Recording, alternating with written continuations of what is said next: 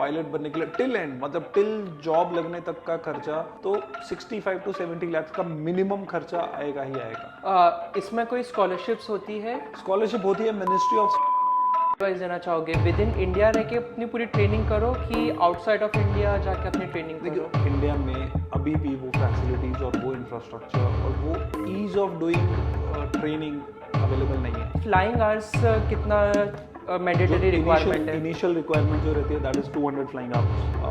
200 hours में फिर उनका बाइफर्केशन रहता है कि 100 hours should be right from a student up till commercial pilot, इसमें टोटल टाइम कितना जाता है? That depends upon student to student. आप ओके 1.5 साल में भी कर सकते हो, और एक एयरक्राफ्ट के पीछे एक एयरलाइन को 15 से 18 पायलट्स चाहिए।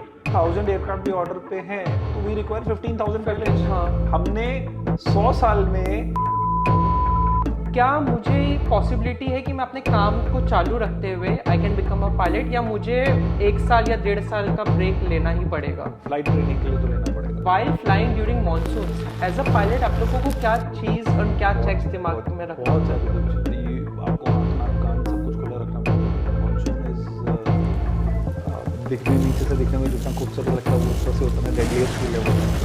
हाईजैकर को पता चले आप नीचे ATC के साथ आजकल कांटेक्ट तो कर सकते हैं। आजकल तो हाईजैकर भी पढ़े लिखे होंगे। क्या बात है? But yes, there are certain things. So there is one thing called एक बार फ्लाइट में बैठ गए तो क्या क्या वर्ड्स अवॉइड करना है बोलना? main तो the bomb is the word which you should avoid on the anywhere in the airport. MH370 काफ़ी ज़्यादा है, अभी तक अनसॉल्व्ड है, रेडार से गायब हो गया। What do you think could be a possible reason? एक स्टोरी है अपने पास भी, but was told by one fighter pilot of Royal Air Force.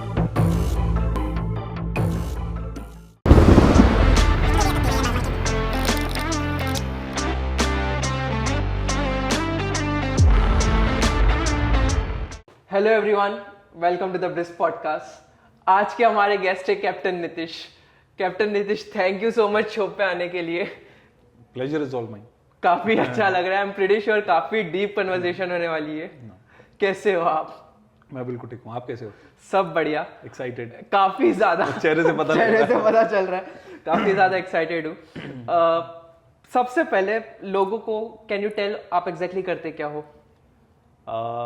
I fly, plane उड़ाता हूँ, तोते भी उड़ा लेता हूँ कभी कभार, और I teach also to the expiring pilots, and I fly with the charter company based out of Mumbai, and साथ में जो भी बच्चों को पायलट बनना है उनको हम ट्रेनिंग देते हैं, A to Z स्टार्टिंग से लेकर एंड तक सारी ट्रेनिंग देते हैं। सो आप एक फ्लाइट ट्रेनिंग एकेडमी भी चलाते हो? हाँ जी। Can you tell something about that? So academy का नाम है November alpha aviation academy. It is captain Nitish Arora's November alpha aviation academy. हमारी 2 ब्रांचेस हैं, one is in Delhi, one is in Mumbai. तो उसमें जैसे मान लो कोई भी स्टूडेंट है जिसने 12th पास करी है तो वो हमारे पास आता है, एंड हम स्टार्टिंग से लेके एंड तक उसको गाइड करते हैं जब तक वो पायलट बन नहीं जाता पूरा। तो सारी की सारी चीज़ें हम अपनी एकेडमी में करवाते हैं, be it medicals, be it exams की प्रिपरेशन, जो गवर्नमेंट के एग्ज़ाम्स हैं उनकी preparation, be it flying training. So we have various types with various institutions for the flight training, India में भी एज वेल एज अब्रॉड में भी।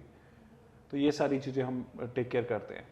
सो आपने बताया 12th पास आउट्स को। हाँ जी। So is there a mandatory subjects 12th pass out को होना चाहिए? Physics and maths is mandatory. अगर फिजिक्स एंड मैथ्स नहीं है, बाय चांस कॉमर्स बैकग्राउंड से है या आर्ट्स बैकग्राउंड से है, सो NIOS national institute of open schooling से वो लोग फिजिक्स एंड मैथ्स का एग्जाम सिर्फ पास कर सकते हैं। बीट हमारे पास डॉक्टर्स भी आते हैं, इंजीनियर्स भी आते हैं, एंड MBA ग्रेजुएट्स भी आते हैं, किसी ने CA करी हुई है वो स्टूडेंट्स भी आते हैं। तो minimum requirement is 12th, maximum there is no such limit. Maximum cap कोई नहीं, आप कभी भी कुछ बन नहीं, सकते हो। कभी भी बन नाइस।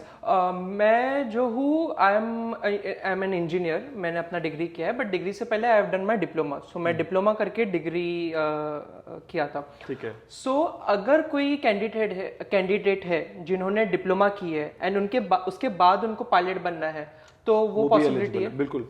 सो डिप्लोमा में क्या चीज़ होती है, आप देखो, अगर आपको एक इक्विवेलेंट सर्टिफिकेट मिलता है, अगर आपके डिप्लोमा में फिजिक्स एंड मैथ्स था फर्स्ट ईयर में, तो उसका एक इक्विवेलेंट सर्टिफिकेट मिलता है आपको कॉलेज की तरफ से कि this diploma is equivalent to 12th physics and mathematics. तो आप एलिजिबल हो। ओके। एंड आपके ट्रेनिंग में आप right from medical up till उनको जब तक एक सीपीएल कमर्शियल पायलट लाइसेंस है तब तक आप उनको हेल्प करते हो? तब तो मैं छोड़ता नहीं। तब तक, हाँ, तब तक आप छोड़ते नहीं। ओके। तो यूजुअली इन सारी चीज़ों का ऑन एन एवरेज कॉस्ट कितना निकल आता है? कॉस्ट आज की डेट में जो कॉस्टिंग है ना वो बहुत अलग अलग तरीके से वेरी करती है। दैट डिपेंड्स ऑल्सो डिपेंड्स कि आप ट्रेनिंग जो फ्लाइट ट्रेनिंग है वो कहाँ से कर रहे हो। ओवरऑल आज की डेट में अगर मैं सबसे कम से कम खर्चा भी बताऊं पायलट बनने के लिए टिल एंड मतलब टिल जॉब लगने तक का खर्चा तो 65 to 70 लाख का मिनिमम खर्चा आएगा ही आएगा। ओके। इससे ऊपर ही जाएगा, इससे नीचे और नहीं आ सकता। जैसे ट्रेनिंग में मतलब टिल फ्लाइट ट्रेनिंग 45 लाख तक का अप्रोक्सीमेट खर्चा which includes your everything, your accommodation, खाना पीना, रहना, घूमना फिरना, वो सब आ जाता है।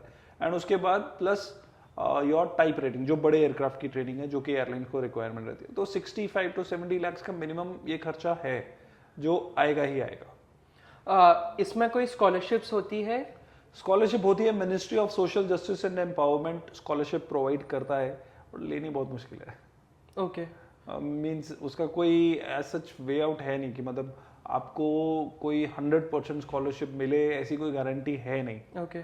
बट उसका एक प्रोसेस है, बहुत लंबा प्रोसेस है। You have to go to that website, you have to apply and then उनकी वैकेंसीज का वेट करो। फिर वो कुछ ही स्कूल्स हैं जो करते हैं, but once you contact the school they will deny it, नहीं हम तो नहीं करते, क्योंकि उसको बहुत ज़्यादा पेपर वर्क बहुत ज़्यादा है, तो इसलिए कोई हाथ ही नहीं डालता। ओके। तो पायलट मतलब जो भी एक कैंडिडेट आते हैं जब वो एक पायलट उनको जब बनना होता है, सो आपने बताया ऑन एन एवरेज 65 लाख तक का मिनिमम तो आता ही है खर्चा, है ना? तो इस केस में क्योंकि अगर खर्चा इतना हो ही रहा है तो आपके अकॉर्डिंगली आप क्या एडवाइस देना चाहोगे? विद इन इंडिया रह के अपनी पूरी ट्रेनिंग करो कि आउटसाइड ऑफ इंडिया जाके अपनी ट्रेनिंग करो? मेरा ये कहना है कि I did my training from US, that was back in 2007। उस टाइम पे वहाँ पे जो इंफ्रास्ट्रक्चर और जो फैसिलिटीज़ थी, आज इंडिया में अभी भी वो फैसिलिटीज़ और वो इंफ्रास्ट्रक्चर और वो ease of doing training available नहीं है। ओके। इंडिया में अच्छे फ्लाइंग स्कूल्स आ रहे हैं, अभी कुछ एयर इंडिया अपनी एकेडमी लेके आ रही है, लेकिन जब तक वो खुलेंगे, बट स्टिल आई बिलीव वो कंडीशंस फ्लाइट ट्रेनिंग की जो आउट ऑफ इंडिया है वो इंडिया में अभी भी अवेलेबल नहीं है। एक्सपोजर ले लो आप, इंफ्रास्ट्रक्चर ले लो, क्वालिटी ऑफ ट्रेनिंग ले लो, that is still better abroad.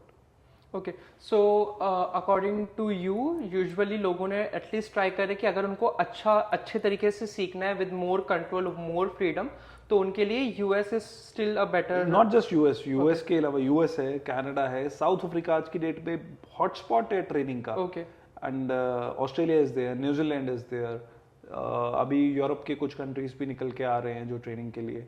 So any candidate who actually wants to become a pilot, आप अपने एकेडमी में ये सारा उन्हें गाइड करते हो? बिल्कुल, डेफिनेटली। Okay, nice. इसी के साथ साथ जैसे कि यूजुअली एक फ्लाइंग आवर्स कितना मैंडेटरी रिक्वायरमेंट है? इनिशियल रिक्वायरमेंट जो रहती है that is 200 flying hours. 200 hours में फिर उनका बाइफर्केशन रहता है कि 100 आवर्स शुड बी सोलो, उसमें से 50 आवर्स क्रॉस कंट्री होने चाहिए। That is the requirement, government of India की रिक्वायरमेंट है। इससे रिलेटेड मैंने एक वीडियो भी बना रखा है जो मेरे चैनल पे है। थोड़ा सा इलेबोरेट कर सकते हो? It's like 200 hours of total flying time and out of that 100 hours आपको सोलो उड़ाना है और 100 hours can be with the instructors. Then उसमें अलग अलग टाइप की रेटिंग्स होती है। जैसे आप कह सकते हो कि जैसे आपका ड्राइविंग लाइसेंस है तो ड्राइविंग लाइसेंस के ऊपर LMV आ जाता है, HMV आ जाता है। तो ऐसे जो पायलट का लाइसेंस रहता है उसमें वो रेटिंग्स बोलते हैं। इंस्ट्रूमेंट रेटिंग्स एक चीज़ है। इंस्ट्रूमेंट रेटिंग्स क्या होता है कि आप फ्लाई कर रहे हो एयरक्राफ्ट सिर्फ और सिर्फ इंस्ट्रूमेंट्स को देख के, बाहर बादल है, आपका प्लेन बादलों के अंदर है, still you are able to fly it straight and level. आप सिर्फ इंस्ट्रूमेंट्स को देख के फ्लाई करो। Night rating is one thing कि आप रात को प्लेन फ्लाई कर सकते हो, बाहर देख के एज वेल एज अंदर देख के। तो ऐसे जैसे अभी जब आप फ्लाई करते हो तो आप ट्रेनिंग एयरक्राफ्ट फ्लाई करते हो, स्मॉल एयरक्राफ्ट, सेस्नाज हो गए, सेस्ना 152, 172 ये फ्लाई करते हो। जब यहाँ से आप ट्रांजिशन करके बड़े एयरप्लेन पे जाते हो तो बड़े एयरप्लेन की ट्रेनिंग अलग से होती है जिसको टाइप रेटिंग बोलते हैं। तो every aircraft you add on your licence that is called rating, basically एक सर्टिफिकेशन है, एक्स्ट्रा तो सर्टिफिकेशन उसका भी अलग से कॉस्ट होता उसका है? अलग से कॉस्ट रहता है, 15 से 20 लाख रुपए तो मिनिमम कॉस्टिंग रहता ही रहता है। ओके। और अगर एज अ पायलट, मतलब एज एन एयरलाइन में अगर पायलट लग गए with minimum 200 years of experience, 200 hours of, sorry 200 hours of experience, तो आगे की जो ट्रेनिंग है वो जो एयरलाइन से वो करवाती है कि वो भी आपको खुद से ही करना होता है? देखो, मोटा मोटा चीज ये है कि ट्रेनिंग आपको करनी है तो पैसे तो आपको ही देने हैं। ओके। ठीक है, तो कान इधर से पकड़ो इधर से पकड़ो, पैसे आपको ही देने हैं। वंस यू आर एक्सपीरियंस्ड तो सारा खर्चा कंपनी का होता है, but till the time you are fresher तो पैसे आपको ही देने हैं। ट्रेनिंग फिर कंपनी बोल देती है आपको कि ट्रेनिंग आपको हम करवाएंगे, या company recommends you few places कि आप यहाँ से जाके ट्रेनिंग करके आ सकते हो, we have tie up with that. Usually आज के ज़माने में ऐसा हो गया है कि सिमुलेटर्स भी अवेलेबल है। हाँ जी, तो डायरेक्टली एक जो भी एक स्टूडेंट पायलट होता है उनको डायरेक्टली सेस्नाज में बोलते हैं फ्लाई करने के लिए, कि उन्हें पहले स्मॉल एयरक्राफ्ट तो डायरेक्टली सिमुलेटर्स पे नहीं होती। जो बड़े एयरक्राफ्ट है जैसे बोइंग हो गया, एयरबस हो गया, इनकी ट्रेनिंग्स हम सिमुलेटर्स पे करते हैं, बिकॉज दो simulators are as good as aircraft. Okay. तो आप सोचो एक बड़ा सा कमरा है, उसके अंदर पूरी हाइड्रोलिक मशीनरी के साथ वो simulator, that simulator cost somewhere around 100 crore. तो वो हाँ, वो सिमुलेटर के ऊपर प्रॉपर ट्रेनिंग होती है। जो टाइप रेटिंग की मैं बात कर रहा हूँ वो सिमुलेटर के ऊपर ट्रेनिंग होती है, क्योंकि वो अंदर से बिल्कुल एग्जैक्ट एयरक्राफ्ट की तरह बना होता है। आपको फीलिंग भी exact aircraft, full motion simulator बोलते हैं उसको, level D full motion, FFS full flight simulator बोलते हैं। तो अगर प्लेन ऊपर जा रहा है, प्लेन नीचे आ रहा है, प्लेन बैंक कर रहा है, आपको प्रॉपर फील होता है अंदर, क्योंकि नीचे हाइड्रोलिक्स इतने बड़ी बड़ी मशीनरी लगी हुई है। तो आपको एग्जैक्टली वैसा ही फील होता है कि जैसे एक्चुअल एयरक्राफ्ट उड़ रहा है। लेकिन स्मॉल एयरक्राफ्ट में इतना ज्यादा खर्चा करना is not that good option. तो इसलिए बेटर है कि वो डायरेक्ट एयरक्राफ्ट में ही ट्रेनिंग करवाई जाए। तभी सेस्नास और ये जो छोटी ट्रेनिंग्स है मल्टी इंजन की या सिंगल इंजन की, वो एक्चुअल एयरक्राफ्ट में होती है, ताकि एक्चुअल एयरक्राफ्ट में मशीन है फिर भी। ओके। सो यूजुअली ये जब भी एक स्टूडेंट पायलट फ्लाई करते हैं तो इनका जो पाथ होता है या इनके जो एयरपोर्ट होते हैं या जो भी एक रनवेज होते हैं वो अलग होते हैं, क्रॉस कंट्री अलग भी हो सकते हैं, सेम भी हो सकते हैं, ऐसा कोई डिफरेंस नहीं है। इंडिया में यही दिक्कत है कि इंडिया में जनरली जैसे मुंबई और दिल्ली जैसे एयरपोर्ट्स पे आप इमेजिन भी नहीं कर सकते फ्लाइट ट्रेनिंग करना। लेकिन अब्रॉड में देयर आर स्मॉल एयरपोर्ट्स जो कि कमर्शियल ट्रैफिक के लिए भी यूज होते हैं, तो वहां पे ट्रेनिंग करते हैं, प्लस कंट्रोल्ड एनवायरनमेंट में रहते हैं, ATC कंट्रोल होता है वहां पे। तो वो एक्सपोजर, मैं वही बोल रहा हूँ ना, वो एक्सपोजर आपको इंडिया में नहीं मिलता, आउट ऑफ इंडिया। क्योंकि आउट ऑफ इंडिया क्या है, किसी भी अलग अलग कंट्रीज में उनके अलग अलग रिक्वायरमेंट है। US में रीजनल एयरपोर्ट्स बहुत सारे हैं जहाँ पे रीजनल एयरलाइंस चलती हैं, चार्टर एक्टिविटी वहाँ पे बहुत ज़्यादा है, तो उनके लिए वो एयरपोर्ट्स बने हुए हैं। तो वहाँ पे वहाँ का जो एक्सपोजर है ना वो बहुत अलग रहता है। ओके। तो ये पूरा end to end right from a student up till commercial pilot, इसमें टोटल टाइम कितना जाता है? That depends upon student to student. आप 1.5 साल में भी कर सकते हो और 15 साल में भी कर सकते हो। 1.5 साल मतलब मिनिमम उसमें हो जाता है? हाँ, आप फटाफट अपने एग्जाम्स क्लियर करो। You take 5 months to clear your exam, within 1 year you complete your flight training. तो 15 महीने में आपका, मतलब आप सोच लो 15 से 18 महीने में, 1.5 साल के अंदर अंदर आपकी फ्लाइट ट्रेनिंग खत्म। बट ओवरऑल एन एवरेज मैं देखूँ तो 1.5 से 2 साल तो मिनिमम टाइम पीरियड लगेगा ही लगेगा। आपको चीज़ें सीखनी भी है, ऐसा नहीं है कि सिर्फ रट्टा मारना है। करेक्ट। हाँ, तो प्रैक्टिकल नॉलेज आते हैं इसमें। 1.5 to 2 years is a very good time period to complete your training and your exams. आपने बताया एग्जाम्स होते हैं, 5 एग्जाम्स होते हैं? कह सकते हो 5, लेकिन थोड़े ज्यादा ही होते हैं। ओके, कैन वी इलैबोरेट कौन कौन से एग्जाम्स होते हैं? Navigation is one, then meteorology is the other one. Navigation में आपके स्पीड, डिस्टेंस, टाइम कैलकुलेशंस आती हैं। Meteorology is study of weather. Then air regulations is rules and regulations of air. Technical general is about the aircraft, how an aircraft flies, aircraft के structure के बारे में, aircraft के systems के बारे में information. Then is the technical specific, it is related to one particular aircraft. उस aircraft का फ्यूल बर्न कितना है, कितना विंग स्पैन है, कितनी सीट्स हैं, कौन सा फ्यूल डलता है, कितना फ्यूल कंजम्पशन है, वो सब specification of that particular aircraft. And then is the 6th one is the RTR, radio telephony restricted. तो RTR is when pilots talk to the ATC, तो वो जो कन्वर्सेशन करते हैं उसकी पढ़ाई। ओके, उसकी भी एक सेपरेट पढ़ाई होती है क्योंकि वो पूरा एक प्रोटोकॉल्स होते That हैं does उस not हिसाब से। comes under DGCA. That comes under Ministry of Wireless and Planning Commission. Okay, तो यूजुअली ये सारी चीज़ें हो गया, ट्रेनिंग्स हो गए एंड पायलट हो गए। अब कभी कभी ऐसा होता है ना कि जैसे आईटी के हो गए, डॉक्टर्स हो गए, बहुत सारे डॉक्टर्स हो गए, बहुत सारे इंजीनियर्स हो गए, तो कभी कभी ऐसा भी होता है कि बहुत सारे पायलट्स हो गए। तो ये मिथ है कि ये सच है कि इजीली जॉब मिल So सकती है? aviation started in India in 1929. Okay, 1929 में इंडिया का पहला लाइसेंस इशू हुआ सर JRD टाटा। हाँ, जमशेद जी। हाँ जी, उनका फर्स्ट लाइसेंस वाज उनका।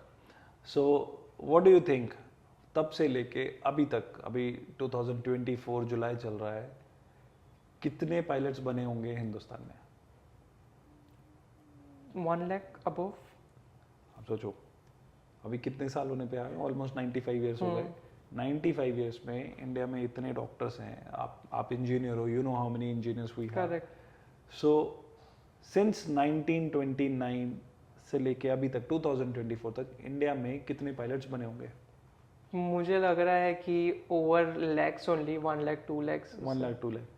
आई थिंक अभी लास्ट जो लाइसेंस अभी इशू हुआ था, that was somewhere around 22,000 licence number India में? हाँ जी, सीरियसली? यस मतलब इतना कम है? यस।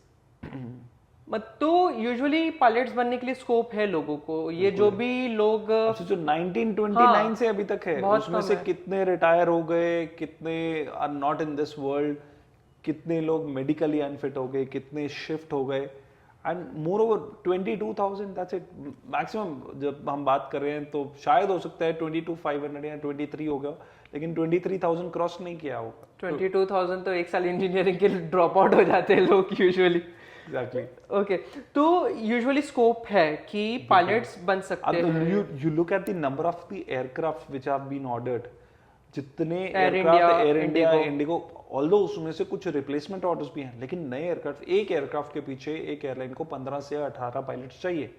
तो अगर एक एयरलाइन के लिए, एक एयरक्राफ्ट के एयरक्राफ्ट के लिए। ओके एक एयरक्राफ्ट के पीछे। ओके, सो यू थिंक अगर 1000 एयरक्राफ्ट भी ऑर्डर पे हैं तो वी रिक्वायर 15,000 पायलट्स। हाँ। हमने 100 साल में 22,000 बनाए हैं और अगले 10 साल में हमें 15,000 चाहिए। बाप रे, मतलब स्कोप है, बन सकते हैं। ओके यार, ये काफी बहुत अच्छा लगा मुझे। ऐसा लग रहा है हाँ यार, गॉट अ गूज़बम्प्स है, मतलब कि मुझे थोड़ा सा स्कोप है, मैं भी पायलट बन सकता हूँ, बनना चाहिए मुझे भी। ऑल्दो बहुत सारे लोग बन भी रहे हैं, ऐसा नहीं है कि अगर पायलट इन मेकिंग कम है, वैकेंसीज भी छोटी छोटी ही आती है। ऐसा नहीं है कि एक वैकेंसी में 2,000 लोग ले लें, एक वैकेंसी में 50, 60, 70, 80, 100 लोग ही लेते हैं।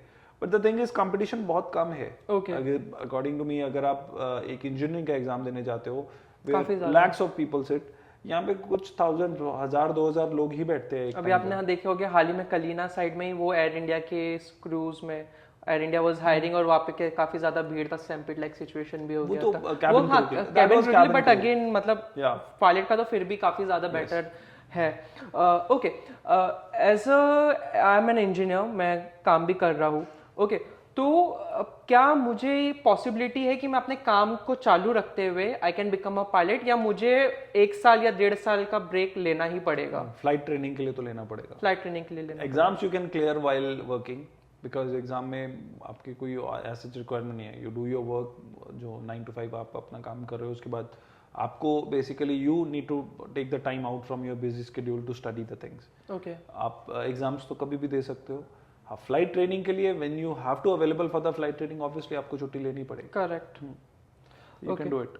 सो आप अभी कौन सा एयरक्राफ्ट फ्लाई कर रहे हो? I fly Beechcraft King Air. Okay, and international and domestic दोनों? अच्छा, एज सच कोई रिक्वायरमेंट नहीं रहती है कि इंटरनेशनल। बहुत सारे लोगों का ये सवाल रहता है कि सर मैं इंटरनेशनल एयरलाइन में फ्लाई करना चाहता हूँ। Wherever your company goes you will go. Doesn't matter to me कि मैं दरभंगा में लैंड कर रहा हूँ कि दुबई में लैंड कर रहा हूँ, मेरे को रनवे पे लैंड करना है। और मैं रनवे से ही टेक ऑफ करके वापस आ जाऊंगा। मैं एक एयरपोर्ट से, लेट्स से मैं आई फ्लाई फ्रॉम मुंबई, मैं गया शिरडी, मैं प्लेन से नहीं उतरा, शिरडी लैंड किया, पैसेंजर अरे अपना एयरपोर्ट के बाहर भी नहीं गया, नीचे उतरे, फ्यूलिंग करवाई, प्लेन का वॉक अराउंड किया, प्लेन स्टार्ट किया, वापस आ गया। डजंट मैटर टू मी कि मैं कौन से शहर में लैंड कर रहा हूँ। क्योंकि मैंने प्लेन लिया, मैं एक जगह गया और घूम के वापस से मुंबई में आ गया, तो कहाँ जा रहा हूँ क्या फर्क पड़ता है। बट आपकी सबसे छोटी फ्लाइट और सबसे लॉन्गेस्ट फ्लाइट ड्यूरेशन वाइज कौन सी रही है? सबसे छोटी फ्लाइट मेरी रही है मुंबई टू जुहू, 3 मिनट्स।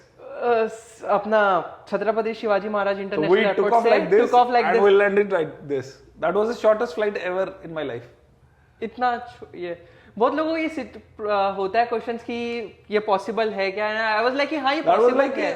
हमें खुद मौका नहीं मिला था, तो आई थिंक हम 400 फीट पे भी नहीं पहुंचे थे उस फ्लाइट पे, तो ओके 300 फीट पे ही, मतलब we took off and we landed like this. Basically आपने ईस्ट से वेस्ट आ गए। और बेसिकली वो western express highway cross western express highway आपने क्रॉस कर हमने, वो भी हवा से। एंड लिटरली उस दिन क्या हुआ था, मेरे को सीआईएसएफ ने सिक्योरिटी चेक में उन्होंने बोला, कहते सर कहाँ जा रहे हो, ऐसे ही जनरली जब जाते हैं हम हाय हेलो करते हैं, अच्छा सर कहाँ जा रहे हो आज, मैं सर जुहू जा रहे हैं। मेरे को लिटरली उसने बोला, करते सर बाहर से चले जाओ जल्दी पहुंच जाओगे। नहीं पहुंच सकते जल्दी क्योंकि ट्रैफिक ज्यादा है Exactly. बॉम्बे में। ओके और सबसे longest flight? Longest flight in our aircraft, it's been Amritsar Mumbai we did once non-stop, and which is for our category of aircraft, it is a quite big flight. It was 4 hours 45 minutes. Amritsar से बॉम्बे इतना time जाता है? हाँ, नहीं जाता नहीं है, वो टाइम कम जाता है, लेकिन उस दिन lots of diversions were there, weather था, मौसम खराब था, तो हमें इधर उधर घूम के, and that was the longest flight. अभी यूजुअली रेनी सीजन चल रहा है इंडिया में। हाँ जी। हाल ही में एक इंसिडेंट भी हुआ था एयर इंडिया के साथ कि वो plane on the runway it was about to skid and there was a secondary ground staff vehicle that came and वो गाइड कर रही थी। तो while flying during monsoons as a pilot आप लोगों को क्या चीज और क्या चेक्स दिमाग में रखना बहुत सारे कुछ, ये आपको आंख नाक कान सब कुछ खुला रखना पड़ता है। मॉनसून इज दिखने, नीचे से दिखने में जितना खूबसूरत लगता है, वो ऊपर से उतना डेडलीस्ट भी लेव होता है। करेक्ट। नेचर के साथ पंगा नहीं लेना चाहिए। If you think it is a no go flight, you should stop it. जहाँ पे आपको लगे कि नहीं आज ठीक नहीं लग रहा, वहीं पे रोक दो। ऑल्दो प्लेन्स में बहुत सारे इक्विपमेंट्स लगे होते हैं, जो मॉडर्न एयरक्राफ्ट्स हैं वो उनमें वेदर को अवॉइड करने के इक्विपमेंट्स लगे होते हैं, but still you don't know nature कहाँ पे रुक पड़ेगा। कभी कभार अनएक्सपेक्टेड चीज़ें भी हो जाती हैं। ऑल्दो उनकी ट्रेनिंग्स दी जाती है, पायलट्स को ट्रेन किया जाता है। प्लेन्स आर वेरी सेफ, वो बने हैं उस वेदर में से निकलने के लिए, but there are certain restrictions to that, जो which is part of your training. That is why we study meteorology. Okay but अगर ऐसे सिचुएशन में during like say you are about to land and काफ़ी ज़्यादा rain है, बारिश बहुत ज़्यादा है, एंड लाइक से आप 200 या 300 फीट के डिस्टेंस पे हो अबाउट टू लैंड, एंड तभी ही यू नो विजिबिलिटी काफ़ी ज़्यादा ये हो गई, लॉस्ट हो गई। अगर रन में नजर आ रहा है तो ठीक है, यू विल लैंड। अगर रन में नहीं नजर आ रहा तो उसके भी प्रोसीजर्स है।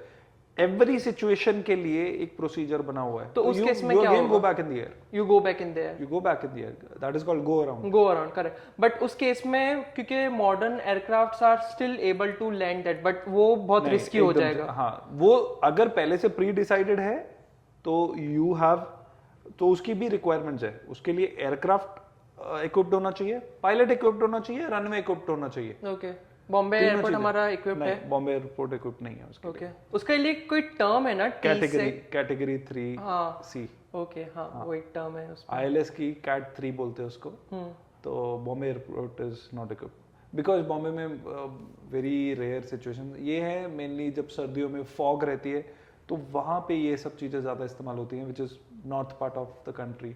दिल्ली में हो गया, अमृतसर हो गया, जयपुर हो गया, वो रनवेज इक्विप्ड हैं, but Mumbai airport is not equipped. And during landing braking का क्या सीन है? मतलब आप एक बार लैंड कर गए तो ब्रेक्स बहुत कैसे यूजुअली एक पायलट्स को अप्लाई करना होता है? जैसे अंदाजे से यार, आप स्कूटी चलाते हो, बाइक चलाते हो, गाड़ी चलाते हो, अपने अंदाजे से brake. But you have to maintain the centre line, आपको सेंटर लाइन मेंटेन करके चलना पड़ता है। सपोज सेंटर लाइन अगर आप मेंटेन करके चलोगे तो आपके लिए सेफ रहेगा कि आप प्लेन के, आपको पता है कि there is a huge gap in on the sides, जिसकी वजह से आपका विंग प्लेन का कहीं पर टकराएगा नहीं, because in the bigger aircraft you can not see the wings, वो पीछे होता है।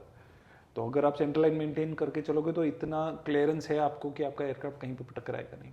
ओके और लेट्स से बहुत ज़्यादा इमरजेंसी सिचुएशन आ गई है, नीचे you are not able to land it properly, fuel भी काफ़ी ज़्यादा कम है, तो उस सिचुएशन में क्या होता है यूजुअली? भगवान को याद करो।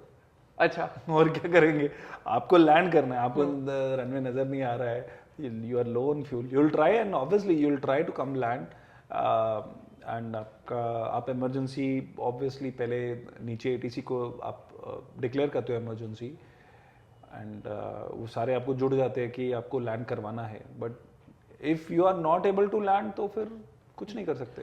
बट यूजुअली एक बफर भी आप लेके चलते हो ना फ्यूल्स के लिए? Definitely buffer is there and buffer is good enough buffer रहता है। ऐसा नहीं है कि बफर की एक बार आए बस लैंड किए और नहीं हुआ तो बस गए।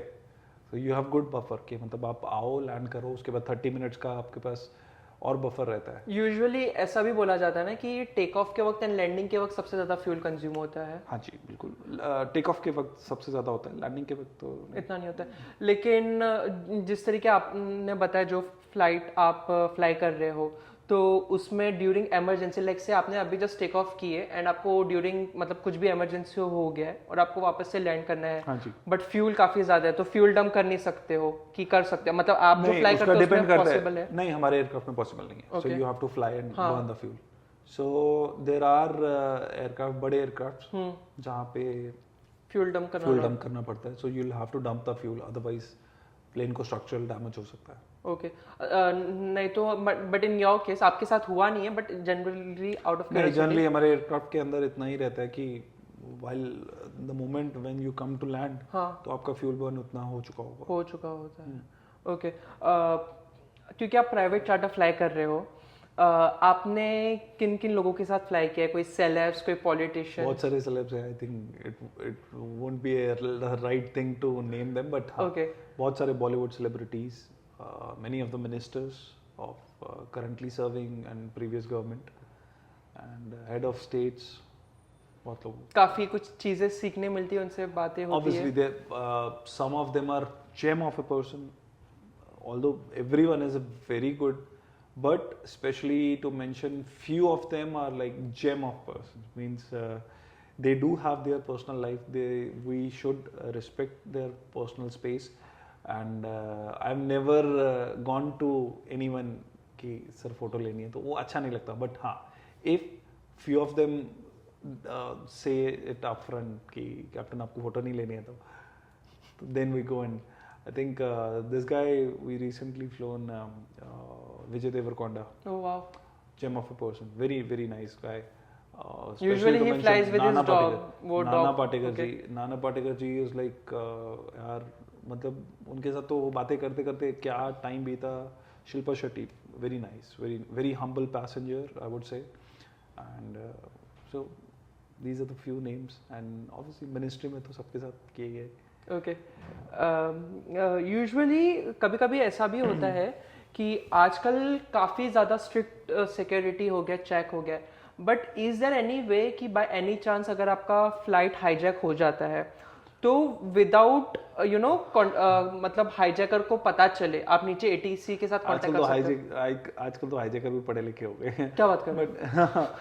But yes, there are certain things. So there is one thing called transponder. तो transponder के अंदर you put that code. I think it is available on Google. आपको बहुत सारे YouTube channels पे मिलेगा. But still उससे कुछ इतना फर्क नहीं पड़ता है कि क्या है। हाँ, why you require that code? Because वो कोड आपको इसलिए बताया जाता है ताकि आपको बाकी ट्रैफिक से सेपरेट कर दिया जाए। So whatever you are doing, because no one knows what you're going to do in the air.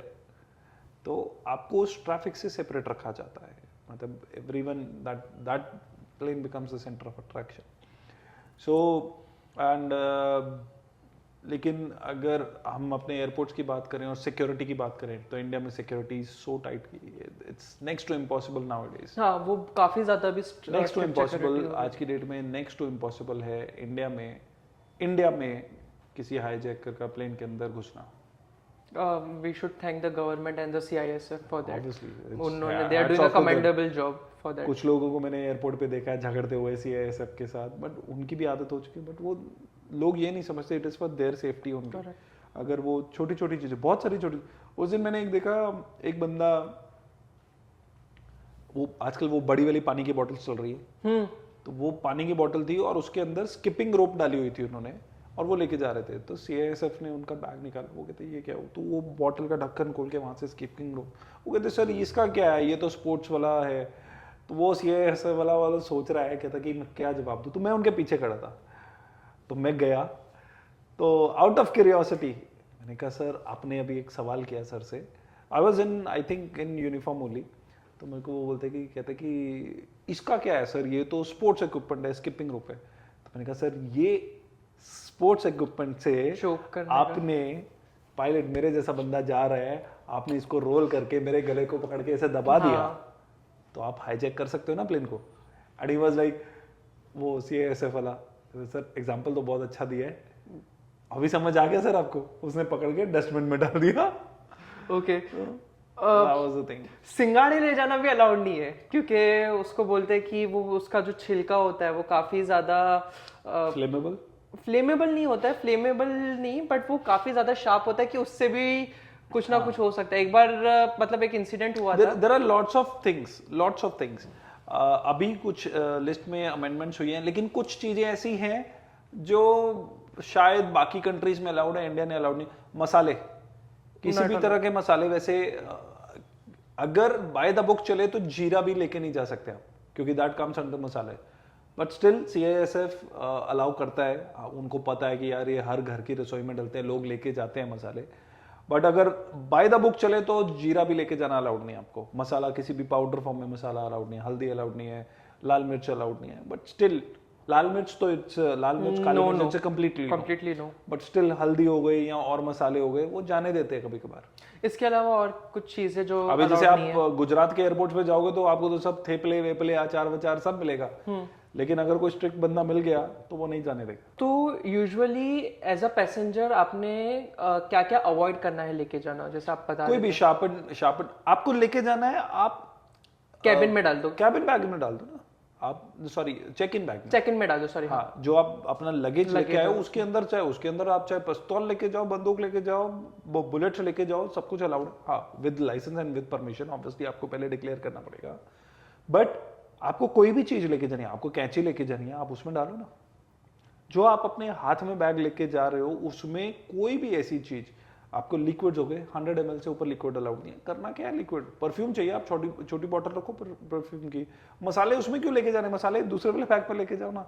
Sharpen चीजें कई बार होता है चले जाती है, कुछ चीजें अवॉइड नहीं कर सकते, तो फिर उस टाइम पे बाहर निकालनी पड़ती है। आपने परफ्यूम के बारे में बताया, हाँ जी, पायलट्स को परफ्यूम लगाना अलाउड है? बिल्कुल अलाउड है, क्यों, किसने मना किया?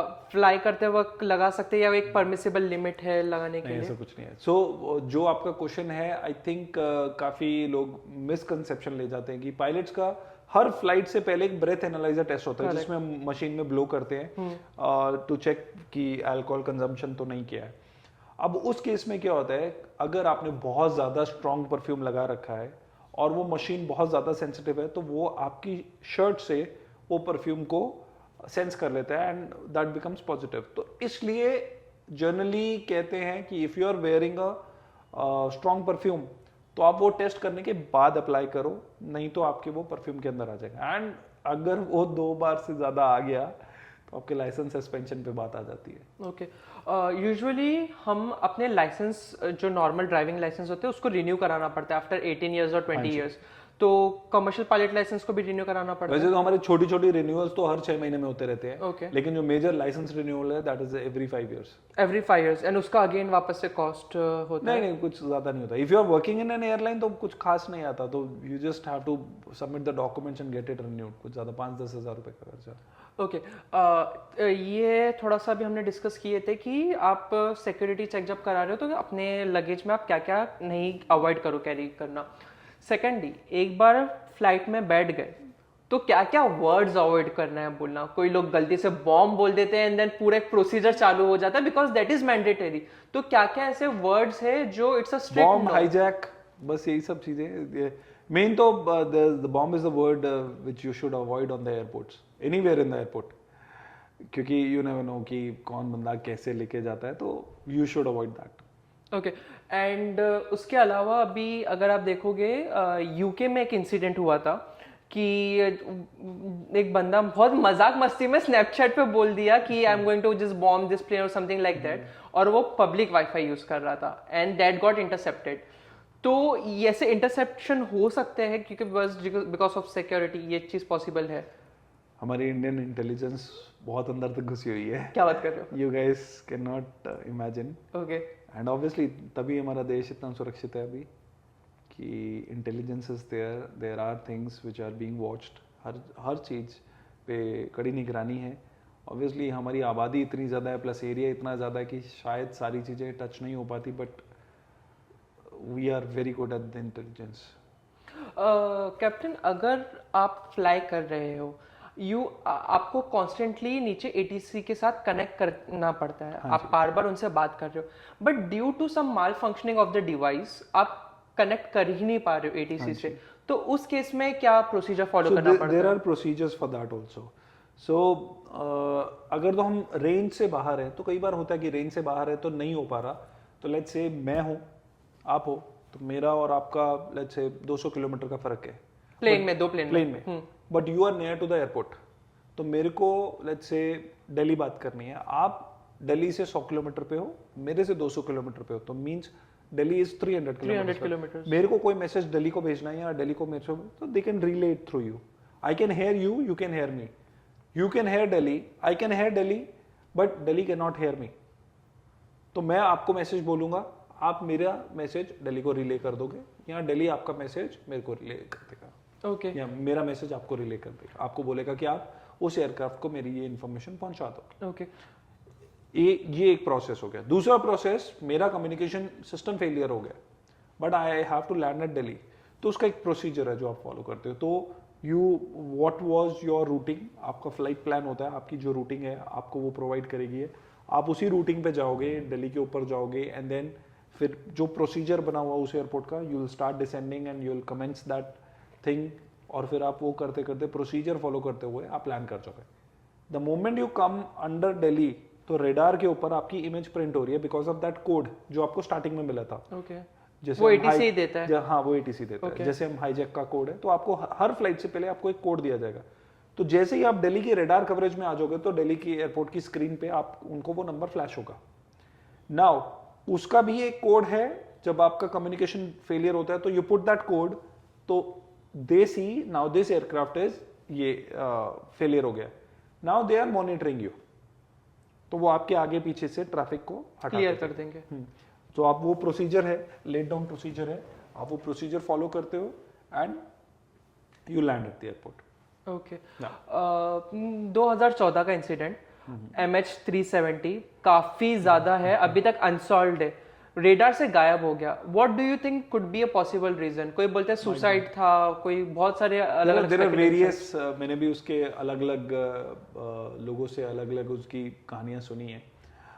रेडार से गायब होने वाली चीज might be there might be some government thing, might be some intelligence thing जो शायद रिवील नहीं करना चाहते हैं, एंड आई डोंट थिंक सो कि कोई कुछ चीज़ें ऐसी होती हैं which are not meant for the public, तो उनको अंदर ही रहने देना चाहिए।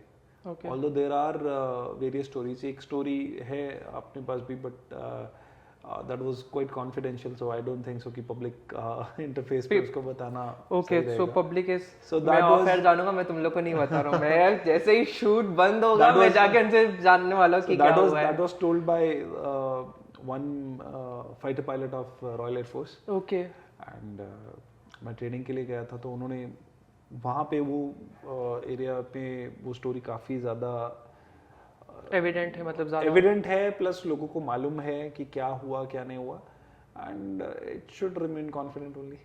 लोग अलग ही टेंशन पे लेके जा रहे हैं उससे, कि लोग बोल रहे हैं कि यूएफओज ये नहीं वो, ये सारी चीजें तो कुछ भी नहीं होता ऐसा कुछ भी ऐसा, लेकिन फ्लाई करते नहीं। हुए देखो कुछ अभी आप एक चीज सोचो, अभी रिसेंटली मैंने कुछ 4-5 महीने पहले देखा,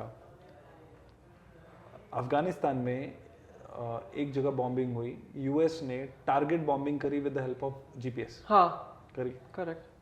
अगर यूएस एक बंदा जो जमीन में एक बंकर से बाहर खड़ा है उसको आइडेंटिफाई करके बॉम्बिंग कर सकता है, तो एक इतने बड़े एयरक्राफ्ट को नहीं ढूंढ सकता। ऑब्वियसली हो सकता है।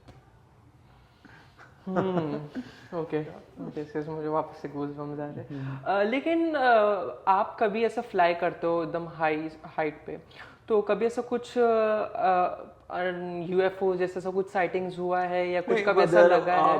तारा टूटना जिसको हम बोलते हैं, मीटियोर शावर्स, तो ये काफी बार देखे हैं, बट यूएफओस ऐसा तो नहीं है। तो यूएस के लोगों को इतना क्या ज्यादा सारे इंटरेस्ट है? सारे चीजें जो है ना वो अमेरिका वाले लोगों के साथ ही होती है। एरिया 51 एलियंस भी वहीं पे आते हैं, यूएफओस भी वहीं दिखते हैं, सारी चीजें America.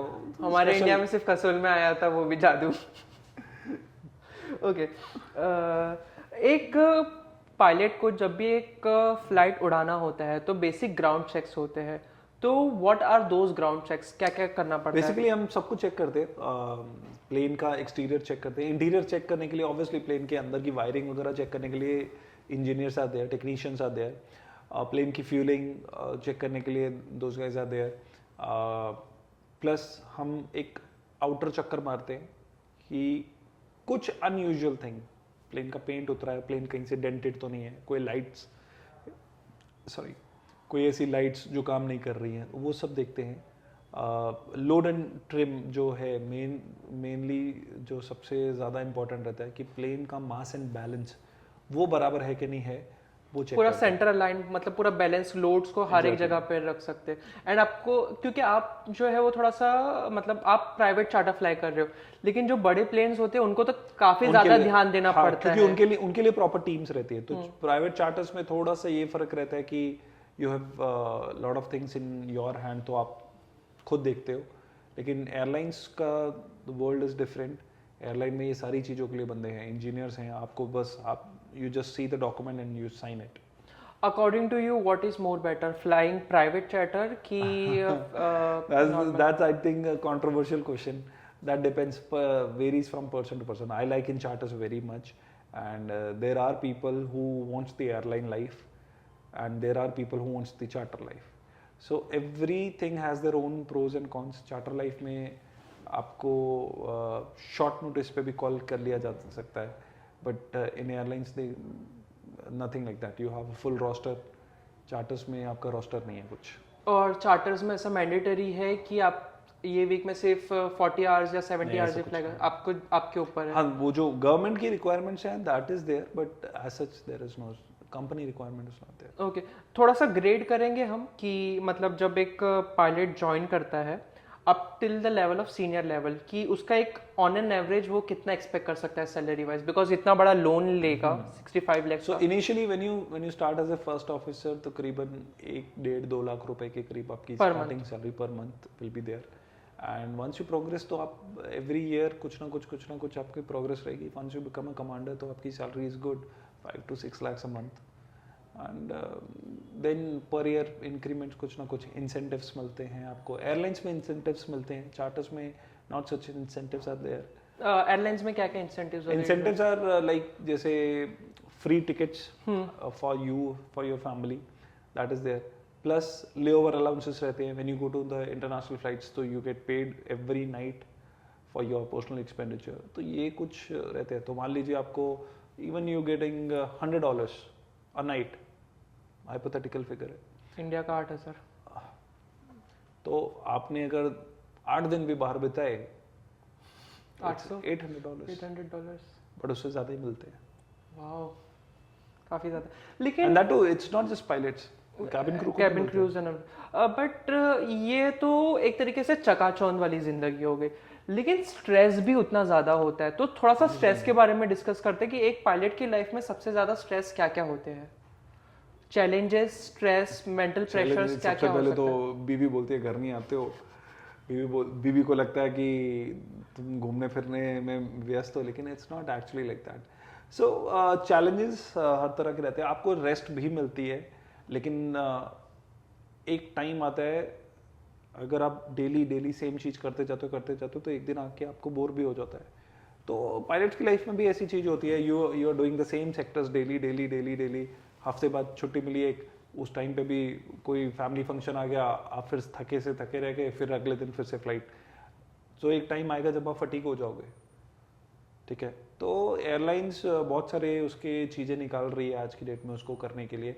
In fact government of India ने रूल्स एंड रेगुलेशंस में थोड़े चेंजेस किए हैं जिससे पायलट्स की लाइफ को थोड़ा और रिलैक्स्ड किया जाए कि उनको वो फटीग ना मिले, तो जिससे उनका माइंड रिलैक्स रहे। इसीलिए एवरीवेयर वी गो, कुछ लोग बोलते हैं यार तुम लोग 3 स्टार होटल में भी तो रुक सकते हो, 5 स्टार होटल में क्यों? इट इज मोर एक्सपेंसिव, आपको सोना ही है ना। So that is why the industry standard is 5 star hotel में क्यों रोका जाता है, क्योंकि 5 स्टार होटल पैम्पर और काफी अच्छी चीज दी जाती अच्छी, साफ सुथरे रहेंगे, थोड़े बड़े रूम्स रहेंगे, शांति रहेगी, खाने की क्वालिटी, रूम्स की क्वालिटी, प्लस हर चीजों में the quality will be much better.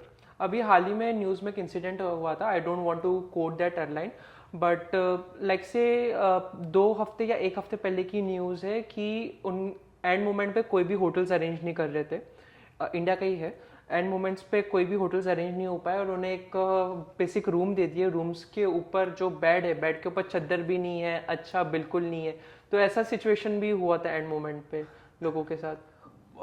Might be possible है, लेकिन एटलीस्ट रूम तो मिला, अगर उन्होंने ट्राई किया तो हो जाता है कभी कभार। मीन्स अनएक्सपेक्टेड चीज़ें sometimes happens, you can not avoid that. हम लोग कई बार चार्टर लेके जाते हैं, कई बार हम गांव साइड पे लैंड करते, तो वहाँ पे एडजस्ट करना पड़ता है, ऐसा नहीं है कि, बट वहाँ पे भी हम देखते हैं यार ठीक है, अभी जहाँ पे कुछ है ही नहीं तो क्या कर सकते हैं। आप are you aware about this concept called as empty leg, और इंडिया में एम्प्टी लेग एग्जिस्ट करता है क्या? बहुत स्मॉलर सेगमेंट में एग्जिस्ट करता है। द थिंग इज, फॉरेन में जब चार्टर्स आप बुक करते हो ना, तो आपके 1-1, 2-2 महीने के चार्टर्स पहले से बुक हैं। इंडिया में इतनी जल्दी बुकिंग नहीं होती। ओके तो इसलिए एम्प्टी लेग्स बेच नहीं पाते।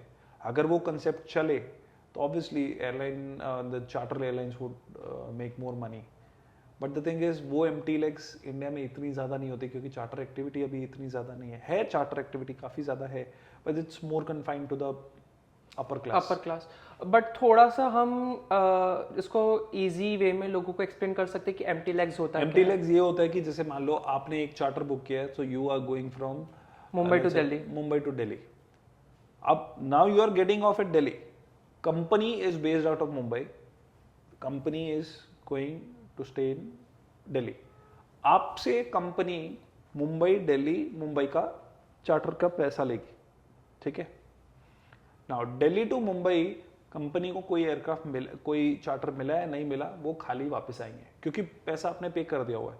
सो now what happens is, company उस फ्लाइट को सस्ते में बेचती है एम्प्टी लेग कह के, because that aircraft has to come back and that aircraft का पैसा कंपनी को ऑलरेडी मिल चुका है। Now the empty leg is कि एम्प्टी लेग में अगर if you book that charter, तो वो एम्प्टी लेग पे एक तो आपको नॉर्मल चार्टर से कम प्राइस मिलेगा। हो सकता है जो बंदे ने, जैसे आपने बुक किया तो आपको भी कुछ डिस्काउंट मिले, तो दैट इज एम्प्टी लेग। कि वो प्लेन खाली वापस आना है तो उसमें you have the opportunity to come back on a lesser price. Okay cool. But India में अभी तक ये अवेलेबल हुआ नहीं, बिकॉज इतना है अवेलेबल है बट इतना ज्यादा हाई स्केल पे नहीं है। हाँ, because only the people who knows and who do the charters they only use it. लेकिन यूएस में या यूरोप जैसी कंट्री में आप नॉर्मल पैसेंजर भी यूज कर सकते हो उसको, because there are proper websites for that. India में ऐसी कोई वेबसाइट नहीं है। मुझे ये क्वेश्चन, ये जो अभी क्वेश्चन में पूछने वाला, मुझे काफ़ी ज़्यादा इंटरेस्ट है इस बारे में, एंड बहुत सारे लोगों को भी ये सेम क्वेश्चन जानना है। द क्वेश्चन इज कि बिकॉज आप अपने फैमिलीज के लिए भी फ्लाइट टिकट्स बुक करते होगे, तो सबसे बेस्ट डे कौन सा होता है फ्लाइट टिकट्स बुक करने के लिए? कुछ नहीं है, लेकिन लोग बहुत सारे बोलते हैं वीक डेज पे बुक करो, रात को बुक करो, दिन में मत बुक करो, इनकॉग्निटो यूज करके बुक करो, डजंट मैटर, कोई फर्क नहीं पड़ता। हाँ, सो स्काई स्कैनर पे हाँ यू गेट डील्स। बट अभी रिसेंटली मैंने एक चीज देखी, स्काई स्कैनर से भी एक बेटर चीज देखी, गूगल सर्च। हाँ, so once you search on the Google, there is one thing called price graph. आप प्राइस ग्राफ पे क्लिक करोगे तो आपको पूरे महीने का पूरे साल का आप कॉम्बिनेशन, आपको लेट्स से जाना है 5 दिन के ट्रिप पे, तो आप उस पे डाल दो 5 डेज ट्रिप, एक स्टार्ट डेट डाल दो, एक एंड डेट डाल दो, वो ग्राफ आपको मूव करता जाएगा कि कौन से 5 दिन में टिकट आपकी सबसे सस्ती रहेगी। Okay, that is the best thing. Google पे आप सर्च करो, और नीचे प्राइस ग्राफ का ऑप्शन आता है। हर एयरलाइन, हर क्लास कैटेगरी आप उसमें सेलेक्ट कर सकते हो। आप एक पर्टिकुलर एयरलाइन का, लेट्स से आपको एयर इंडिया का देखना है, तो आप सेलेक्ट करो फिल्टर्स में air India, 5 day trip, departure destination डालो और उसको ग्राफ को मूव करते जाओ।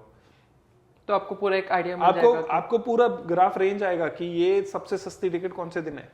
ओके, तो ये यूजुअली लोग कर सकते हैं अपना फ्लाइट। मतलब मैंने आजकल ये चीज शुरू करी है कि मतलब प्राइस ग्राफ गूगल पे जाके वो ज्यादा बेटर ऑप्शन है rather than going to any other website. Okay, और ठीक है, ये सारी चीज़ हो गई। आप अगर फ्लाई कर रहे हो एंड बिकॉज आप एक प्राइवेट चार्टर फ्लाई कर रहे हो, फ्लाइट थोड़ा सा मतलब जो एयरक्राफ्ट है वो स्मॉल इन साइज है, but when you are flying और भी काफ़ी ज़्यादा बड़े बड़े एयरक्राफ्ट ऊपर इसमें स्काई में होते हैं, तो उस केस में आप लोगों को क्या इंस्ट्रक्शन दिया जाता है कि या तो इनसे ऊपर फ्लाई करो या तो इनसे नहीं, ऐसा 2000 कुछ नहीं है। ऐसा सो कुछ नहीं है। एवरीवेयर सेपरेशन इज देयर, वो पहले से ही प्री डिसाइडेड रहता है। तो हमें लेवल क्लियरेंस लेना पड़ता है, तो वो लेवल क्लियरेंस हमें स्टार्टिंग से ही मिला होता है। So there will be the aircraft जो हमारे ऊपर भी है, हमारे नीचे भी है, and they will keep clear of us. So आप मैक्सिमम कितने फीट्स पे फ्लाई कर सकते हो? We can fly up till 30,000 feet, but we usually fly between 20 to 25,000 feet. उतना, हाँ, तो उससे ज़्यादा A380s एंड ऑल वो तो 38, 35, 36 उस पे रहते हैं, तो ठीक है। बट यूजुअली कभी कभी बिकॉज आप जो है नॉर्थ साइड पे, जैसे आपने बताया मुंबई अमृतसर या अमृतसर मुंबई, मुंबई दिल्ली, तो कभी ऐसा कुछ सिचुएशन हुआ है that when you are winters में आप जो है वो रात के वक्त फ्लाई कर रहे हो या इवनिंग के वक्त फ्लाई कर रहे हो, विंटर भी है, ठंडा हो जाता है, विजिबिलिटी भी कम हो जाती है, तो ऐसा कुछ सिचुएशन हुआ है कि you know fuels are may be getting? नहीं, वो सारी प्लानिंग होती है, that is part of planning. So हमें फोरकास्टेड वेदर रहता है, तो अगर मेरे को पता है कि उस टाइम पे वेदर खराब होने वाला है तो आई विल नॉट गो, तो I will plan my trip accordingly. So we will not go because we are not train for that, और we are not equipped for that, या फिर हमारा एयरक्राफ्ट इक्विप्ड नहीं है, या फिर हम ऐसे एयरपोर्ट पे जा रहे हैं जहाँ एयरपोर्ट इक्विप्ड नहीं है, तो will not plan the flight. और अगर प्लान कर रहे हैं तो we have to plan with the diversion. तो डाइवर्जन के लिए जो एयरपोर्ट पे हम डाइवर्जन प्लान कर रहे हैं वो एयरपोर्ट का वेदर ठीक हो, तो this is how we plan. Okay, turbulence exactly होता क्या है? कितने टाइप्स ऑफ टर्ब्यूलेंस या क्लाउड्स होते हैं? Turbulence is basically disruption of air flow. Okay, हवा चल रही है, जैसे जमीन पे गड्ढे होते हैं, करेक्ट, तो अब गड्ढे में टायर, तो हवा में गड्ढे है, बस उसको टर्बुलेंस बोलते हैं। ओके, लेकिन कभी कभी ज्यादा सीवियर टर्बुलेंस भी होता है, बिल्कुल तो होता है। उस केस में आप एक फ्लाइट को वापस से अपना नॉर्मल पाथ पे कैसे लेके आ सकते हो? Auto pilot is there. Auto pilot में if your plane is on auto pilot, it is not recommended to remove it from auto pilot turbulence के केस में। बड़े एयरक्राफ्ट्स को हम मैनुअली फ्लाई नहीं कर सकते हैं, उनको ऑटो पायलट पे ही फ्लाई करना पड़ता है। बड़े प्लेन को नहीं फ्लाई कर सकते, मैनुअली फ्लाई नहीं कर सकते हैं, मतलब कर सकते हैं बट इट्स बट वो हैंडल करना थोड़ा सा मुश्किल हो जाता है, they are too sensitive and there are passengers at the back, passenger comfort पे थोड़ी सी दिक्कत आ सकती है।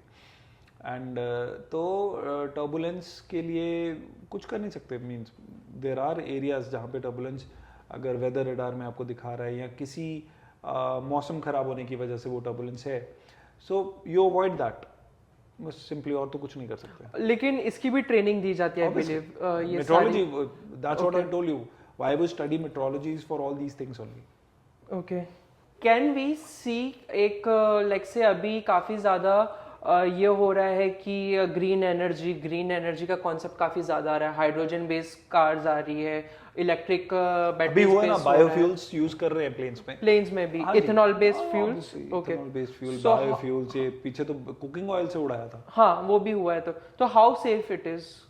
प्लेन उड़ा, अपनी डेस्टिनेशन पे पहुंच गया, लोग अपने घर पहुंच गए, एंजॉय कर रहे हैं। नहीं, लेकिन हाँ, ये बात तो ठीक है, लेकिन कभी कभी कैसा होता है कि इंजन लाइफ स्पैन कम हो जाता है। बट फिर वो उसी हिसाब से, अभी ये everything is on testing basis, तभी तो फिर इंजन्स भी तो उसी के हिसाब से बनाए जाएंगे ना। ओके, और ठीक है, ये बायोफ्यूल वो सब हो गया। डू यू थिंक कि फ्यूचर में there could be a possibility कि हाइड्रोजन बेस्ड भी हो सकता है?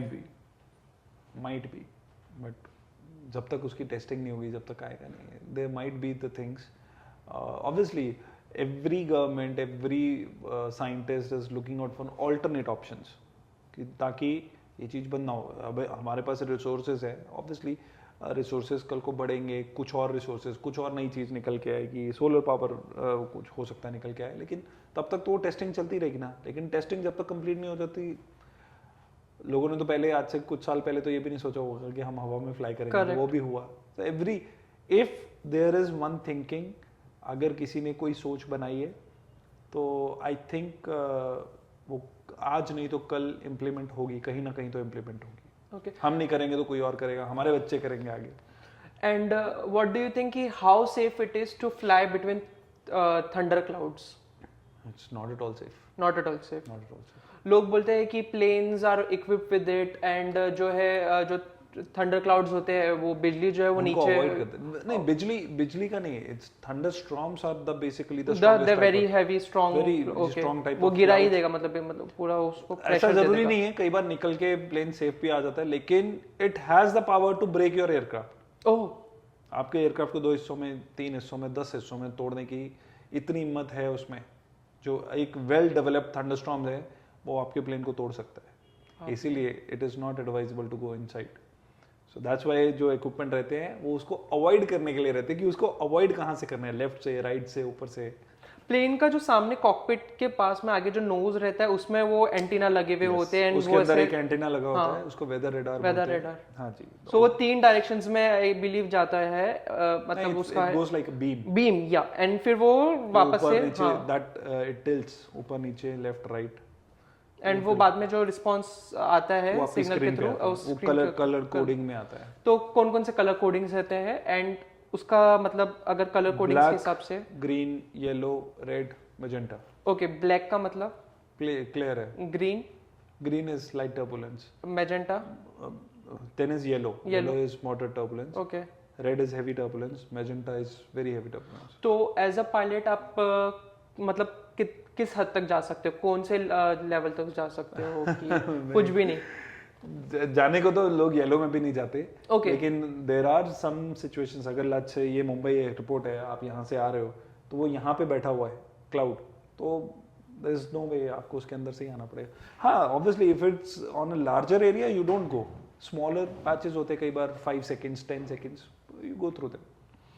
मुंबई एयरपोर्ट का runway is cross section X shape में एक तरीके से, एंड एट अ टाइम वो सिंगल हैंडेडली ही एक ही runway use होता है। एक ही रनवे यूज होता है। एंड टू ईज दैट हम सेकेंड एयरपोर्ट नवी मुंबई में बना रहे डीबी पाटिल। सो डीबी पाटिल के थ्रू भी, एयरपोर्ट के थ्रू भी प्राइवेट चार्टर्स फ्लाई हो गया, आपको लगता है कि? डोंट नो, आई थिंक एक एयरपोर्ट को सेग्रीगेट करेंगे शायद, प्राइवेट चार्टर्स के लिए एक ही एयरपोर्ट रखेंगे, either it will be this airport और द न्यू वन।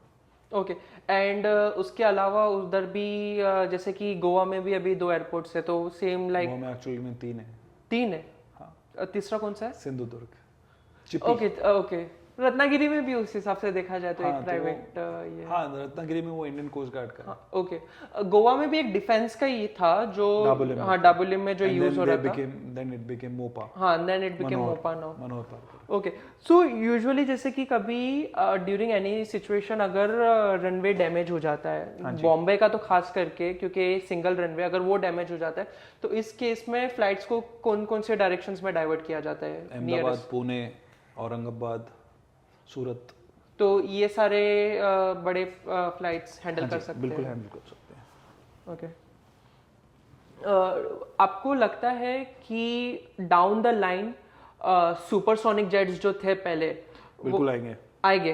आप क्या मतलब कैसे आएंगे, क्या क्या उसके ऊपर वर्क चल रहा है, क्या अभी तो ये कॉनकॉर्ड को वापस लाने पे चला जा रहा है। Concorde I think was a very beautiful machine, it was just कि वो अपने टाइम से पहले शायद बाहर आ गई थी तो इसलिए उसका बंद हो गया, लेकिन उसको वापस से लेके आना चाहिए। कॉनकॉर्ड को वापस से, कॉनकॉर्ड के अलावा अगर आप देखो एयरबस और बोइंग के इतने एक्सीडेंट्स हो चुके हैं, वो बंद नहीं हुए, तो कॉनकॉर्ड को इन्होंने बंद कर दिया। आई थिंक स्ट्रैटेजीज भी रहती है, कंपनी की स्ट्रैटेजीज भी रहती है, बिजनेस राइवरलीज भी रहती है, एंड तो अभी शायद फिर से उसको रीडेवलप कर रहे हैं, I think it will be a huge success. People are saying कि 2026 2027 में एक फर्स्ट मेडन फ्लाइट कॉनकॉर्ड की रख सकते हैं। वो सुपरसोनिक भी है ना, काफी ज्यादा हाई स्पीड पे ये होता है। तो उस केस में अगर आप इतनी हाई स्पीड में जाते हो, so is there any effect on the health of the pilots और द पैसेंजर्स?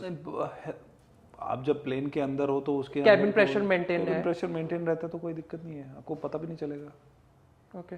बट लंदन से आपकी हेल्थ पे डिपेंड करता है। When you are from ground you go up, तो obviously the pressure is less, तो it creates a bit of the impact on your health, creates impact on your ears, on your lungs, हर चीज़ पे effect तो पड़ता ही है। Auto pilot के थ्रू प्लेन लैंड किया जा सकता है? बिल्कुल, नए modern aircraft can be landed through auto pilot, but you have to apply the brakes. Okay, but advice यही है कि आप मैनुअली लैंड करो? ऐसा कुछ नहीं है, ऐसा ज़रूरी नहीं है।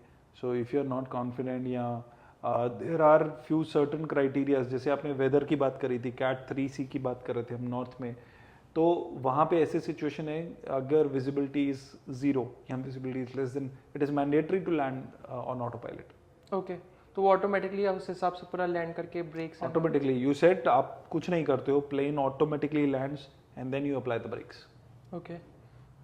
अभी हाल ही में बॉम्बे एयरपोर्ट पे एक इंसिडेंट भी हुआ था 1 महीने पहले, कि Air India flight was about to take off and IndiGo का फ्लाइट, इंडिगो का जो एयरप्लेन है वो लैंड कर रहा था, एंड एक टाइम पे वो दोनों सेम रनवे पे थे, ऑलमोस्ट इस पे थे। तो ये ऐसी सिचुएशन क्यों अराइज हुई है? सिचुएशन की जो बात है, क्लोज कॉल्स होते हैं। आई थिंक वो किसी एक ऐप गीक ने या किसी एविएशन फोटोग्राफर ने वीडियो डाल दी थी तो वो लीक आउट हो गई।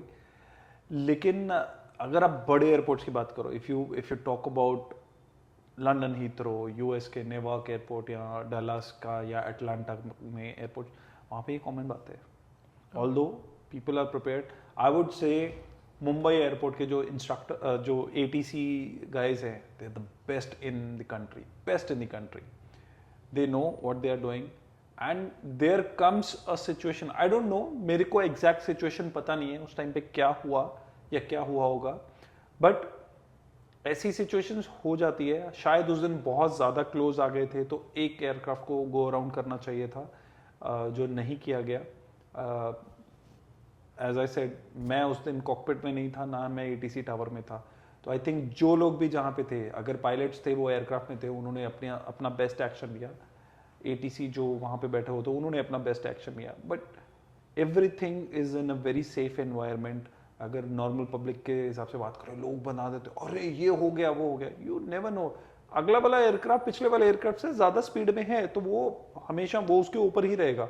अगर हाँ वो टेक ऑफ अबॉट होता तो स्टिल वी हैव टाइम, एक को राइट में एक को लेफ्ट में किया जा सकता है, तो उसमें कोई इतनी बड़ी बात नहीं है यार। जब हम फ्लाइंग करते हैं तो सेकंड्स में ऐसी चीजें होती हैं जो कि अगर नॉर्मल पब्लिक को पता लगनी शुरू हो जाए तो वो तो आप एयरक्राफ्ट में बैठना बंद कर दो। बताओ मत, ऑफ एयर बता देना प्लीज, मुझे जानने का इंटरेस्ट है। And it is very safe, the aircrafts are very safe and still the safest mode of transportation in the world. एक छोटा इंसिडेंट ऐसा बता सकते हो कि आप कि क्या एग्जैक्टली सर जब बोले थे फ्रैक्शन ऑफ सेकंड्स में होता है? हम लैंड कर रहे थे तो देयर वाज वन बर्ड, बहुत इतना बड़ा सा बर्ड, बिल्कुल विंग के पास से निकल के गया, और उससे ठीक पहले एक बार मेरे विंग को हिट भी किया, मतलब किसी और फ्लाइट में उस दिन बर्ड हिट हुआ था हमारा। सो हम लोग लैंड किए, हमें लगा कुछ हुआ है because we were landing, so we did not look anywhere around, हम बस मुंबई में लैंड पे थे। तो किया तो there was this much big dent on our wing, उसको वो पूरा पार्ट रिप्लेस करना पूरा पार्ट रिप्लेस करना पड़ा। 1 से 1.5 महीना लगा था, पार्ट वो US से आया।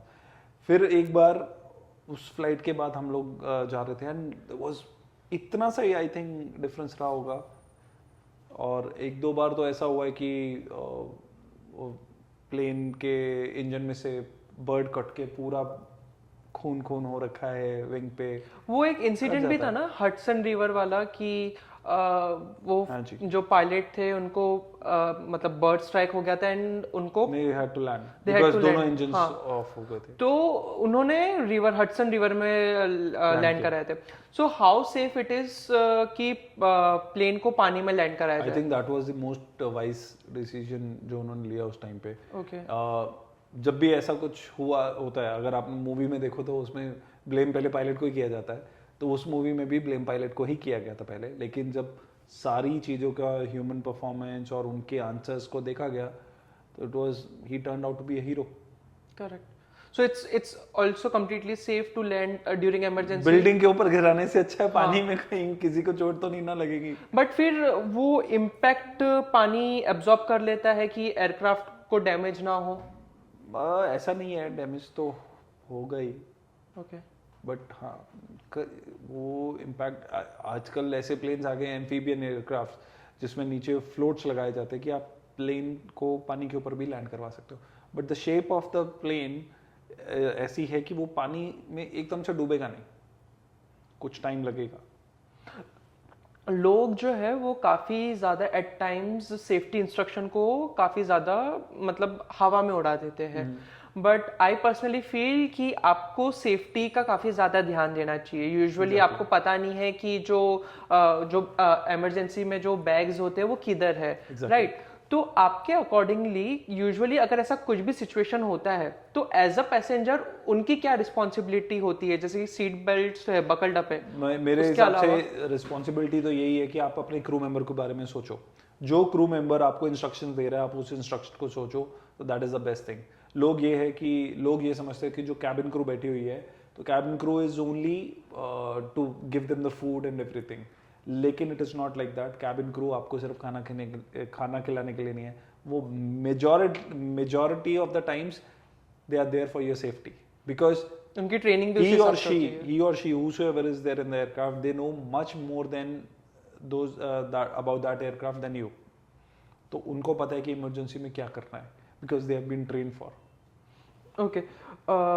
यूजुअली अगर जो भी अपकमिंग पायलट्स है उनको अगर कोई गेम्स प्रैक्टिस करना है जस्ट टू बिकम फैमिलियर कि एक एयरप्लेन को फ्लाई कैसे किया जाता है, एक एयरप्लेन का अंदर का इंटीरियर्स कैसे हो सकता है, तो आपके अकॉर्डिंगली दोनों आप गेम्स सजेस्ट कर सकते एक ना मैंने कई बार देखा है लोगों को ये सोचते हुए, ये कहते हुए मेरे को बोइंग 787 उड़ाना है या मेरे को एयरबस A380 उड़ाना है.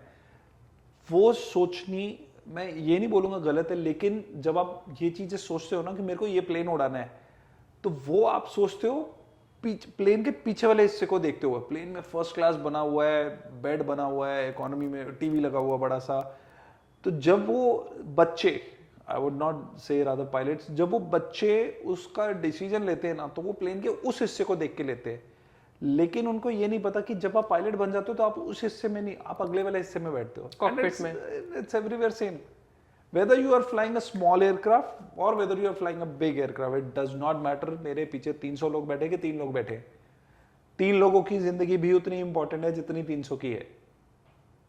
So it really does not matter which type of aircraft you are flying. That's what I believe. अगर आप पायलट बनना चाहते हो तो आपको प्लेन उड़ाना है, कोई भी हो, चाहे वो सिंगल सीटर हो, चाहे वो डबल सीटर हो, चाहे वो 2000 सीटर हो.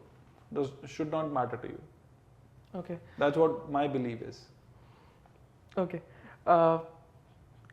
जो भी पायलट्स है, एस्पायरिंग पायलट्स है, आई वुड एडवाइज देम कि अगर उनको बनना है so they can definitely contact November Alpha academy. Podcast end करने से पहले आप कुछ मैसेज हमारे व्यूअर्स को अगर आप देना चाहोगे तो किस टाइप का मैसेज चाहिए? इन जनरल आपसे रिगार्डिंग हमारे चैनल, रिगार्डिंग जो भी लाइफ में कैसा पॉजिटिव रहना चाहिए, लाइफ का होप्स कैसा होना चाहिए, because you are a pilot, आपको तो काफी ज्यादा पॉजिटिव रहना है बिकॉज आपके हाथ में काफी लोगों की लाइव्स भी है.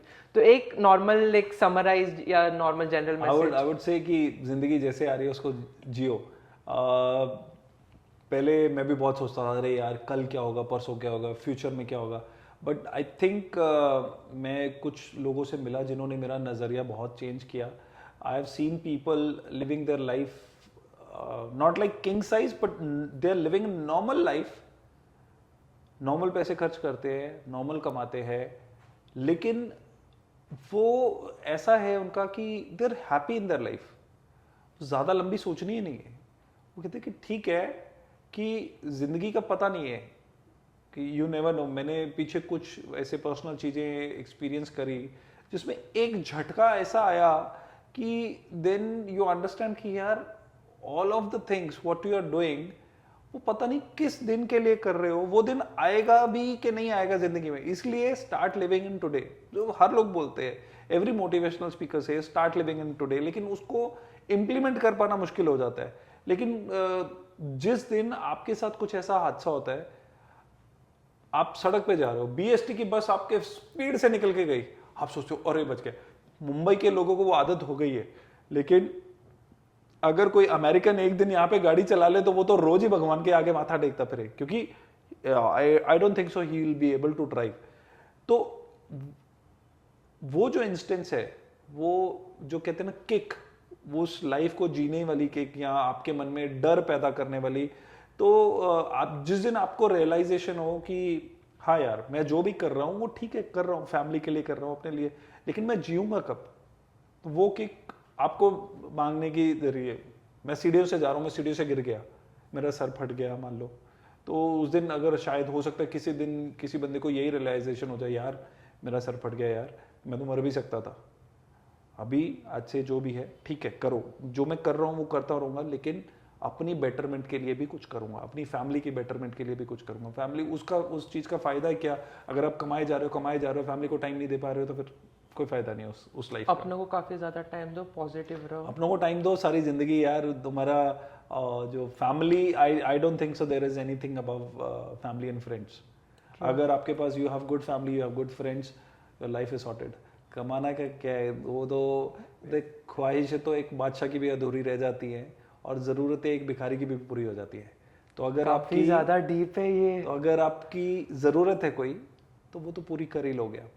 ख्वाहिशें तो जितनी मर्जी रखते जाओ। ये आपको किसने बताया था? बहुत साल पहले मैंने एक बस के अंदर पढ़ा था। नाइस। एंड एक और पंजाबी का एक और है, पंजाबी में I don't know how many people will understand this. बंदिया बुलबुला पानी दा ए तेरी औकात, जिस कर मौजा मानिया रहन ना दिंदे रात। The meaning of this is a person is just like a water bubble. तो जिस घर को तुमने अपना बोला, जिस घर में तुमने पूरी जिंदगी मौज मारी है, एक रात अगर आप बोल दो कि यार ये बंदा गया, इसकी बॉडी एक रात और रख लो, नहीं रखते, बास मारेगा, बास मारेगा। हो गया। तो ये औकात है इंसान की, ये शरीर की। तो आप एक पानी के बुलबुले की तरह हो, बुलबुला ऐसे आता है और ऐसे खत्म हो जाता है। तो दैट इज योर लाइफ। सो जितनी देर तक आप हो तब तक आप जी सकते हो। काफी डीप कन्वर्सेशन एक्चुअल में हुई है। आई एम प्रीटी श्योर आपको काफी अच्छा लगा होगा। Again once and thank you so much आने के लिए। Thank you so much, all the best for your podcast. Thank you sir. And if you have anything in future, do let me know, I am just a call away. Definitely. For all my students, even मेरे जितने भी students, अभी recently last week में South Africa होके आया, तो वो सारे स्टूडेंट्स को मैंने बताया कि I am going to do this podcast. Everyone was very excited, and in fact मेरे अपने जितने भी स्टूडेंट्स, सबके साथ ऐसी बॉन्डिंग है। इवन मतलब वो दोस्तों की तरह मेरे को रात को 1 बजे भी मेरे को कॉल कर देते हैं, अरे सर क्या हम लोग बाहर घूमने आए थे, ऐसे ये वो, मतलब they share everything with me. I talk to my students like just like friends. मैं अपनी क्लास में पढ़ाई की तो बात होती है, पढ़ाई के अलावा नॉर्मल लाइफस्टाइल, कैसे जिंदगी है, even if they are becoming pilots, everything. I talk about drugs to them. अगर मैंने उनको बोला, मैं कहा आई डोंट थिंक सो कि आप अपने पेरेंट्स से ये बात कर सकते हो। I talk to them. मैं ड्रग्स की बात करता हूँ, शराब की बात करता हूँ, उनसे करता हूँ बातें, so that they do not go in a bad company. I said, if you have any problem, अगर किसी को एडिक्शन है, you come and talk to me. I'll try my level best. If you want me to speak to your parents, I will speak to them. I think वो एक age gap का bridge रहता है, तो मैंने कहा मैं वो ब्रिज बनने को तैयार हूँ, but I want you guys to succeed in your career. There are lot of good things in the world, why to go for the bad things जब इतनी अच्छी चीज़ें हैं। एंड लाइफ इज ब्यूटिफुल यार। मतलब I recently I visited few of the new places, and अभी मैंने किसी का एक वीडियो भी देखा था, उन्होंने बोला था कि 1.5 लाख रुपए का आईफोन आता है, लेकिन उस 1.5 लाख से आप 3-4 छोटे-छोटे कंट्रीज घूम सकते हो, तो वो ज्यादा बेटर है। And I think it is हर किसी की अपनी सोचनी है, but yes, travelling do make you learn a lot of things, and everyone should travel. And aircraft is the most safest way to travel actually. तो जितने लोग एयरक्राफ्ट पे ट्रैवल करेंगे, उतनी वैकेंसीज आएंगी, उतने नए एयरपोर्ट्स बनेंगे, उतने नए एयरक्राफ्ट आएंगे, उतने ज्यादा लोग नए पायलट की बनेंगे। रिक्वायरमेंट आएगी, तो प्लीज Exactly. जो भी एस्पायरिंग पायलट्स है मेक श्योर कि आप सर को कांटेक्ट कीजिए, and I am pretty sure कि आपको ये पॉडकास्ट काफी अच्छा लगा होगा। Thank you so much for watching, stay tune and subscribe to the channel. Thank you. Thank you so much.